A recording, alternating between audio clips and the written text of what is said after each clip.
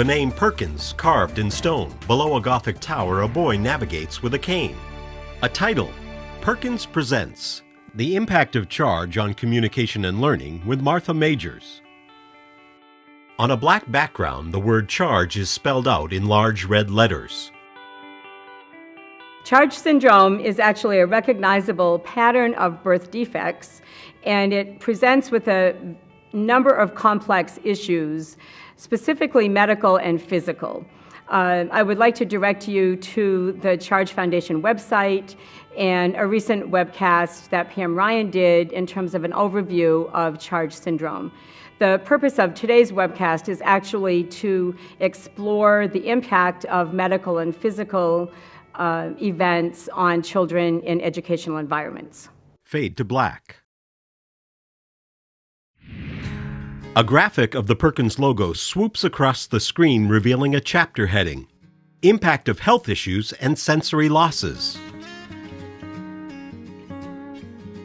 As we've learned about charge from an educational point of view, we know that there are several factors. When children come to school, they come with their medical issues, and we have to be aware of those. And families have spent perhaps the first 3 years of their lives thinking about the medical implications on their child. And we want to be able to acknowledge those. And for many kids, those medical implications aren't going to change. So as we develop an educational program for this particular type of child, we have to look at the medical pieces and figure out how we embed them into a classroom. So for example, a child may come in actually having never left their home. They may be in a hospital for several months. They also may be at home with nursing, with a lot of caretakers with a medical point of view. So when we first meet that child, we look at them from an educational point of view and often realize that that safety net of being at home, being well taken care of, is now going to shift into an educational environment. A curly-haired toddler in a pink t-shirt smiles broadly as she is lifted in her father's arms. We want to be able to understand the G-tube feedings. We want to be able to respect the fact that a child may have significant breathing issues, and how we marry those interventions with educational strategies can be a challenge. We need to understand the role of the nurse with that young child and help them understand what we're trying to do, and at the same time respect their role of nursing in an educational program.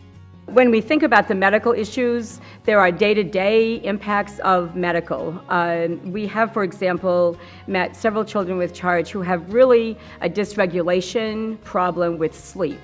And parents will tell us, my child is so wound up, they're so into rituals that they can't calm themselves down to sleep. So they may sleep because their internal state cannot be regulated. They may not sleep because they have a feeling of illness. When kids are lying down and they have reflux issues, they may have some upset and some discomfort. So parents will tell us, when my child sleeps, we have to make sure they're at an angle so that they're able to digest appropriately. And for respiratory issues, they may need certain positioning. So sleep can be a huge factor.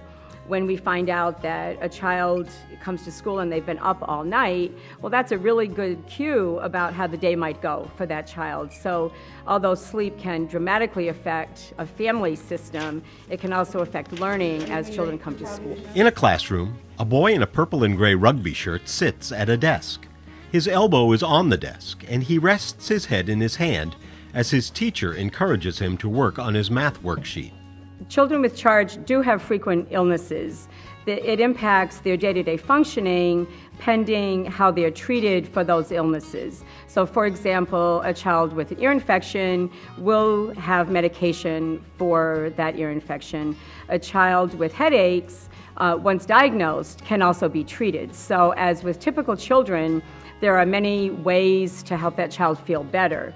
The difficulty is determining what's wrong. And so we want to be able to teach children how to communicate that they have a headache, that their sinuses feel clogged, that their ears hurt. So families are really good at assessing that. But when children are in school, it's important for us to be able to look at behavior that could indicate an illness. On a laminated chart, a number of illustrations depict different feelings and emotions, such as happy, tired, and sick. Children and teachers can use the chart as a nonverbal prompt to communicate feelings. If we can get that behavior to equal ear infection, then what we can eventually show the child is a picture of an ear and pain, so that they can begin to point, this part of my body hurts and this is it, and that's the same as the picture. So we try to make it an educational opportunity so that children can better communicate how they feel. If the child has an ear infection, then we also need to be aware that their hearing function for that period of time may actually be a little bit different. So we want parents to tell us when their children are sick. We want to know that they're being treated for an ear infection so that we may shift the type of communication that we're using in order for them to continue to participate in their school activity. A boy in a red shirt grins at the camera as he leans back against a pillow. The boy appears to be resting rather than preparing to sleep. Other areas of concern around medical could include the fatigue factor for a child. Regardless of their age, there are fatigue issues that can happen throughout a child's day. I will talk more about that under sensory need, but from a medical point of view, children can fatigue. They put a lot of energy into learning anything, and so when we watch their little bodies, figure out how to breathe correctly and make sure that their digestive system is comfortable, we have to also look at what we're trying to teach you at the same time, and always keep those medical issues in the front of our minds.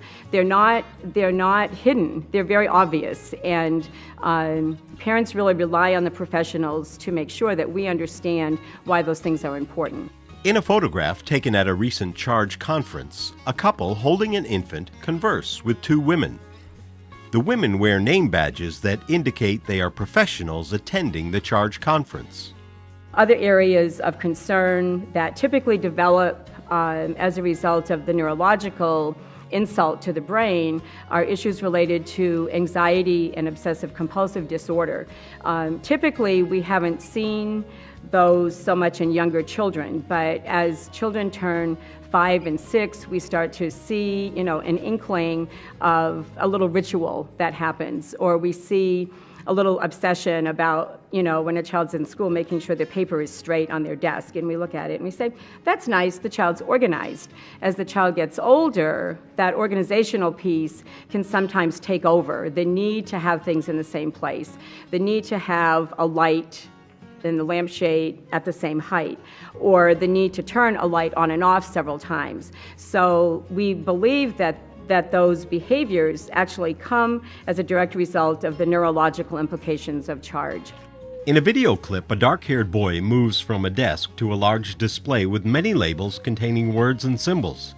After quickly selecting a number of labels, he turns to another board and notes his progress on a tasks calendar. Those are really important as we look at those behaviors in a school environment. But they typically, at least from my understanding, come from a medical component and not purely behavior. And one of the areas of concern that families share with us is that they're not doing this on purpose. They're not doing it to make the teacher's life difficult. They're not doing it because they want to upset mom. They're doing it because they have this internal need to perform this ritual or routine over and over. As we learn about that, we begin to understand that it's an internal state and it's not necessarily caused by the school environment. What can cause the internal state to become more aroused is that the school environment has expectations and puts demands on children to learn in some way. And as children are more challenged, they become more anxious. So as they become more anxious, they become more ritualistic. So there's a whole domino effect. And I can't emphasize enough that domino effect isn't because the child is being manipulative. It isn't like they want this behavior to happen. It's more that they need this behavior behavior in order to soothe that internal state. Fade to black. A graphic of the Perkins logo swoops across the screen, revealing a chapter heading: Unique Educational Needs for Children with Charge. One of the interesting things about Charge syndrome is that children typically have the overall descriptor of being deafblind. So the children have a combination of sensory losses, and children that we've met may have a very, very mild vision loss, i.e. their coloboma is in one part of their eye, doesn't really impact their functional vision. A toddler with curly hair wearing a white sweater is being held by her father. She faces the camera, and colobomas are clearly visible in the lower portion of her irises. They may have a severe to profound hearing loss. A photo shows a smiling dark-haired boy in a blue t-shirt. The boy is wearing hearing aids in both ears. Or they may be really low vision where their colobomas are centrally located and they're actually not seeing. If I were to look at them, they're not looking at me face to face. They might use their peripheral vision a little bit more. But they also may have very good hearing, and they're using spoken language for their communication. I'm Iron Man. You're Iron Man? A boy sits at a desk in a classroom and turns as he notices the camera. He is wearing a t-shirt with superhero characters. When we think of how to develop communication programs for children with Charge syndrome, we borrow the philosophy from educating children who are deafblind. A photo shows a boy wearing glasses sitting across a desk from a teacher who is wearing a long-sleeved blue shirt. Leaning on her elbows, the teacher holds her hands close to the boy's face as she gestures and signs. I think it's important, however, to mention why we do that, because families really want to be able to develop in the home situation the best communication modes that are effective for their children. So we talk with families and with team members about the possibilities of how that child with charge is going to communicate. And we look at speech as a primary mode because we've met many children with charge who are very effective communicators using speech. Well, we also know that there are a group of children with Charge syndrome who don't develop speech. They might develop a significant amount of expressive sign language, but more than that, they're really visual learners. And the visual learner part is really important when we look at developing programs that use a symbolic system. A boy wearing a red striped shirt sits at a desk and holds a piece of paper quite close to his face.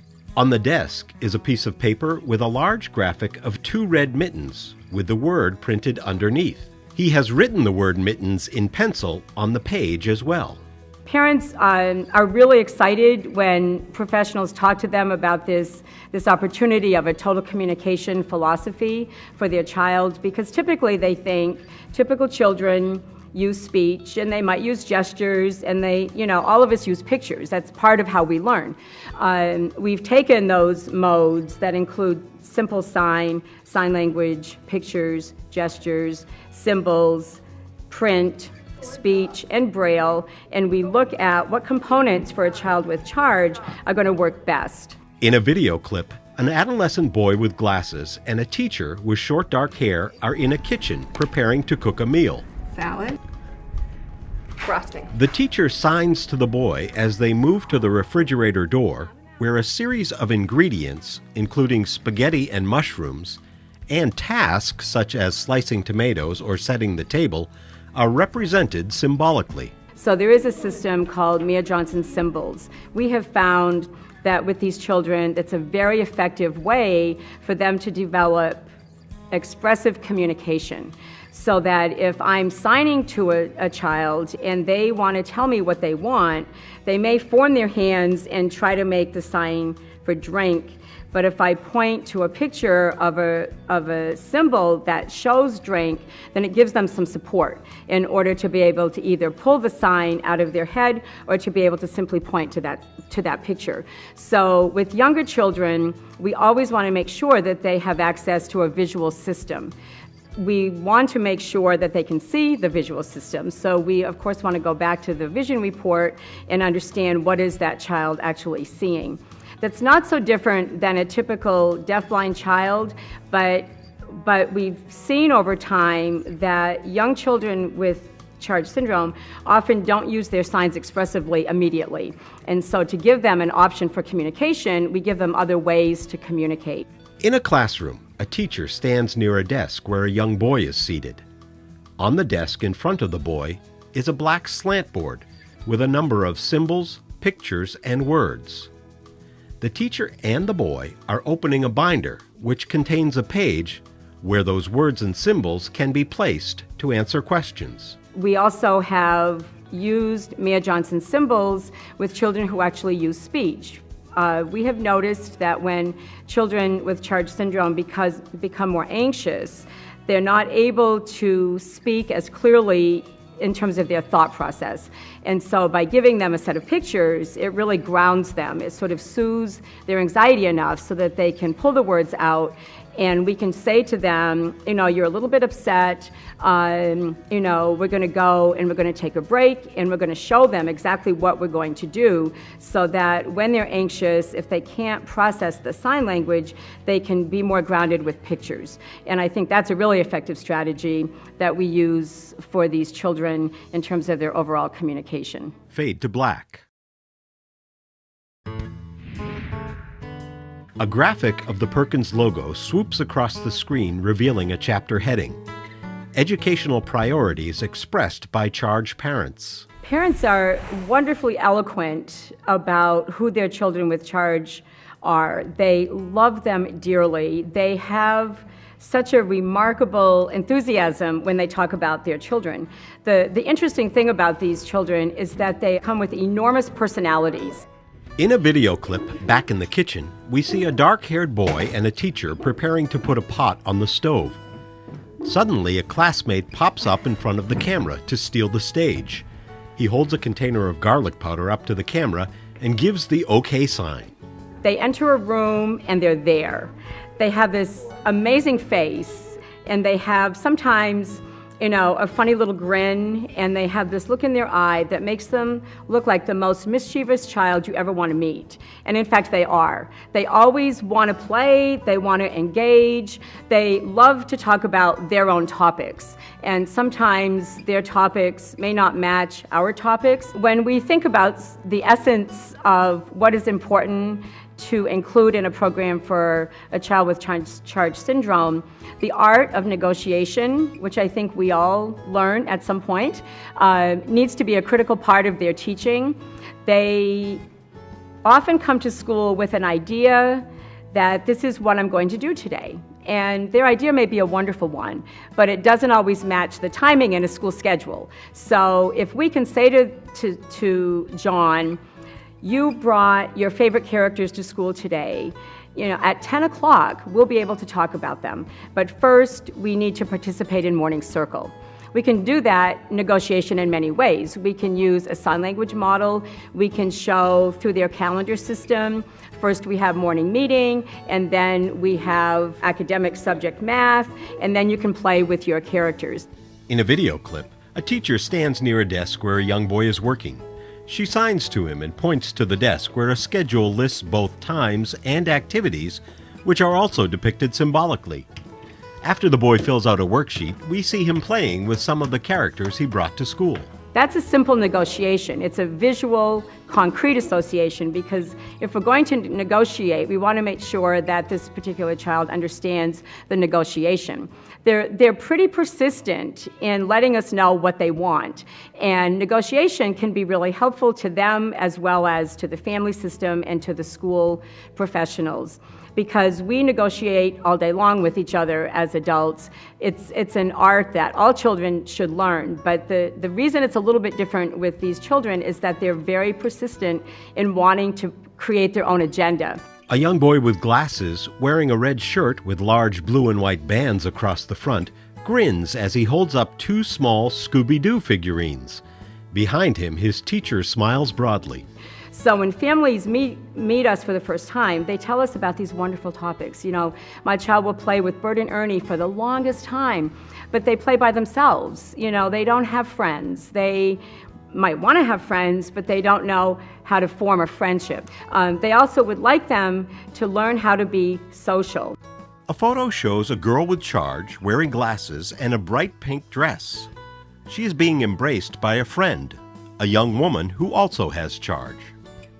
I referenced, you know, they can play for a long time with their favorite topics, and because they get into these routines that are soothing for them and fun, you know, a playtime with Elmo could go on for hours. Parents will say, we need to help them stop and move to something else. So we need to actually show them how to interact with a peer. And we can show them by giving them language. We can give them a shared topic of a character. And if you put two charged children together with Elmo, they could play for a long time. In the classroom, two boys are interacting and sharing a number of characters and figurines. Their teacher comes over and signs to both of the boys, reminding them that playtime will soon end and they'll move on to their next school task. The essence of this is really to be able to help children become part of a social group by using topics of interest to them. When we figure that out, then we can share with families what they might do at home. We can help families learn how to set up those little social environments within the neighborhood. Sitting next to each other at a table, two adolescent boys are decorating terracotta flower pots. They are dabbing at the pots with brushes, and in front of them on the table are trays containing a bowl, as well as bits of colorful tissue paper to use on the pots. So that is something that professionals should be aware of in terms of helping children not only learn social skills in school, but how to generalize those social skills to the home and community environment. Four young men pose side by side wearing tuxedos. Behind them is a young woman in a dress. The room they are standing in is decorated with streamers and other decorations hang from the ceiling. In another photo taken at an outside play area, a young boy with glasses climbs upon a structure that is carved in the shape of a koala bear. His friend stands nearby. Another thing that parents think of as being very important is for them to be able to participate in a typical school curriculum as much as possible. A young girl with long pigtails wearing a heart-patterned turtleneck sits next to a boy in a gray shirt. Across from the students sits a teacher who holds up 3 fingers and points to the number 3 on a graphic of a large jar. That jar has 3 small butterfly stickers attached. In another photograph, a boy in a green striped sweater sits at a desk which has an easel placed very close by. The boy is attaching pictures of apples to pages that are on the easel, matching the correct amount of apples to the number written on the page. The factor of how children with charge learn is that if we can figure out the right strategies, these children can learn amazing content. They have a wide range of ability to learn, and it's quite amazing when professionals get into how they function, how productive and effective teaching strategies can be. A Venn diagram with overlapping yellow and blue fabric circles is shown mounted on a classroom wall. A boy in a red shirt places large type word cards into pockets on the diagram. In another photo, a large chalkboard easel is shown. 5 brightly colored plastic koosh balls have been taped across the top of the chalkboard. A young boy uses a piece of blue chalk to write the number 5 on the board. Parents typically will say, in school, I want them to be part of their curriculum. I'm not interested in a model where my child is sitting by themselves with a one-on-one aide. I want my child to be part of some curriculum. Now, because of the sensory loss, that can be challenging. Sometimes a child with charge syndrome needs to be in a one-on-one environment in order to learn the content as best they can. But there's many opportunities in a school situation where these children should be included. And parents really want that. You know, they're looking for their children to be in as many normal situations as possible with other children. A group of students and teachers appears to be on a field trip to a pond that is surrounded by a variety of lush green trees and bushes. They stand on a wooden bridge. The teacher is leaning over the railing and directing the student's attention to something in the water. That model can be very effective once we as educators figure out how to set that up. So essentially, we believe that these children have great capacity to learn. They learn in many different ways. They have many different interests. And it's really our job as professionals to figure out how to apply those interests into a school environment. Fade to black. A graphic of the Perkins logo swoops across the screen, revealing a chapter heading: Accommodations and Adaptations to Meet the Educational Needs of Children with Charge. A very important educational strategy that's used with deafblind children across the country and in the world is actually the idea of a calendar system. A calendar system for a child with Charge syndrome can really help them soothe their anxiety related to a transition. On a fabric-covered board, we see a calendar depicting a weekly schedule for Will, a student identified by a photo with his name printed on it. Under the card for each day, an activity is displayed graphically and in print. Monday's activity, grocery shopping, is highlighted by a bright yellow frame around the picture of a shopping cart. We know that children value activities in their classroom, and when they get highly engaged in a favorite activity, it's really hard for them to stop and move to something else. In a photo, a young boy wearing a blue ball cap sits on a running track outside.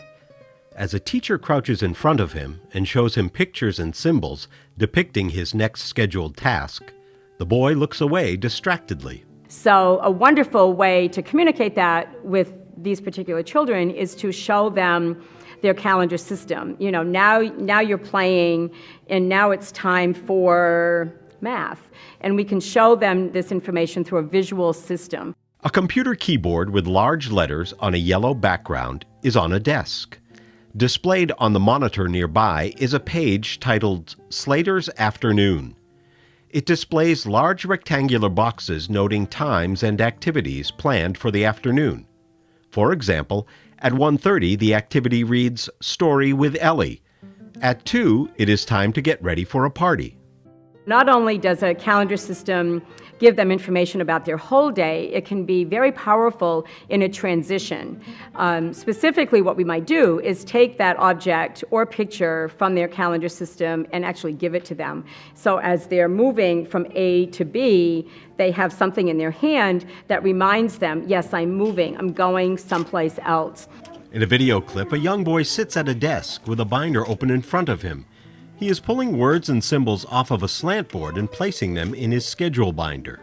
It isn't that they don't want to go. It's really the availability and flexibility that they have in their minds about making the change. They may love swimming, but they can't stand up. So the more we can give them concrete information, maybe a little deep pressure, it's really okay. You know about swimming, I'm going to help you get there, and I'm going to use your communication strategies to be successful. So in that way, a calendar system can be a really powerful tool for these children. We see the same boy as he finishes filling out his schedule for the day. After placing the last 2 symbols in his binder, he stands up and moves on to his scheduled task. We know that the fatigue factor for these children is huge. Not only are they tired because they haven't slept, they may become very fatigued when they're in an environment where they need to be watching the teacher use sign language. They may be listening because they have a cochlear implant, and their bodies may simply be tired. A boy resting in a chair reads an I Spy book. His teacher approaches him to ask a question. Okay, Michael, do you feel ready to start your schedule again now that you've had a little break? Yes or no? They can become very fatigued just through use of their eyes. Many of these children don't recognize fatigue, and they can't say to the teacher, my eyes hurt because they're tired. What they do is they slouch over. You'll notice with a lot of kids when they're physically tired, their core strength becomes compromised. So they're sitting like this, their elbows are on the table, their heads are a little bit down. Well, when you look at that presentation, they're missing information. They're not seeing sign language the way it is meant to be seen. They've lost their focus because they're simply fatigued. Those are real signals that we should all be aware of in terms of the teacher or the educator, so that we can say, maybe we need to reevaluate the schedule. Maybe the schedule has too many active threads to it, and we need to interrupt that schedule with a more sedentary activity. We also may look at that fatigue factor as the child clearly needing a sensory break. We talked earlier about children having a dysregulation state, and a sensory break can really help these children stay more in a calm mode. We talk about this as sort of a mood induction, where when we present an activity to a child, we want to make sure that they have the best focus they can have. If they can only pay attention to half the lesson, then they're not getting out of that lesson what we would like them to get. So if we can start a lesson where we get this child in sort of neutral calm, there are many strategies that we can use. We can give them a sensory break where they can hold one of those little koosh ball things and simply play with it. It sort of gives them a way to relax their system. An adolescent girl wearing glasses and a bright pink shirt pounds the desk with her hands. The teacher notices her distress. Megan, how is your engine running? Crazy. It's crazy. What can you do about your engine if it's running crazy? Squeeze the coupon. Well, why don't you look in your cards and pick out what you want to do? Sometimes children need a 5-minute break in a beanbag where they have nothing to do but sit. A dark-haired boy reclines on a beanbag chair that is near one of the classroom windows. He turns the pages of a book that has large, colorful illustrations. They can think about their favorite topics, but we won't engage with them, so they can really just sort of, as we call it, chill out for 5 minutes. There's other interventions that can help, especially with younger children, giving them a sensory break on a swing, giving them a 5 or 10 minute opportunity to cuddle up with a blanket and just let them have no input at all. What we've seen is when we've used those strategies consistently, then children's focus and learning actually improves. So there are many questions like that we need to be asking ourselves when we see a child display those behaviors around fatigue, non-focus. The other variable that's pretty obvious to people, but we need to ask why is this happening, is an increase in anxiety and therefore an increase in ritualistic behavior. So as we are, for example, offering a child with charge a new idea in terms of math, you might see, their foot is going, they're twirling their hair a little bit more, they're chewing on their pencil. Those are typical things that children do in school, but these children are doing it because their anxiety is going up. It increases their obsessive need for a ritual, and then we've lost them. They can't focus. So to give them a break, to talk about when we can, this is new, it might be a little bit hard for you, to acknowledge that it's challenging, and to give them an opportunity to go relax for a few minutes and reintroduce the lesson. What we know is that when children are in that anxiety state, they're not learning at their best. And we have to understand that this is an internal state and not a cause of something that a teacher might have done. The lesson may produce anxiety, but we cannot actually manage the level of anxiety that child has internally. We can offer soothing activities within the environment to help them calm down. In a video clip, the young girl with the pink shirt, who was visibly upset just minutes ago, now sits quietly at a desk and writes on a slant board. Cafeteria is a really good example where you want to assess the auditory accommodation in a cafeteria, or children going from a small classroom where the sound is fairly controlled to the gym where the acoustics change dramatically. So a child with a cochlear implant, is used to the sounds of the classroom, but they go into the hallway and they walk to a gym, particularly in a large school environment. The echoes can be very overwhelming. You often might see that particular child take their cochlear implant off. We have to be aware of why they're doing that. They might do it naturally. This is too loud, I don't want to hear it. But we have to be able to help them sometimes cope with those sounds and also give them permission to make their own accommodations. When they get to an environment that they need to learn in, we also need to assess the acoustics in that environment. I'm not suggesting that we put up curtains in an environment, but we have to be aware of what sounds are going on. If there are other children in the class who have very loud voices, is that sort of a little, irritation to the child with Charge syndrome, and what are we going to do about that? A dark-haired boy is imitating some of the superheroes depicted on his T-shirt with both sounds and gestures. In the background, a classmate is attempting to finish her worksheet. We also want to look at visual accommodations. When we have a vision report, we focused on the size of the picture, we focused on whether pictures need to be black and white or color.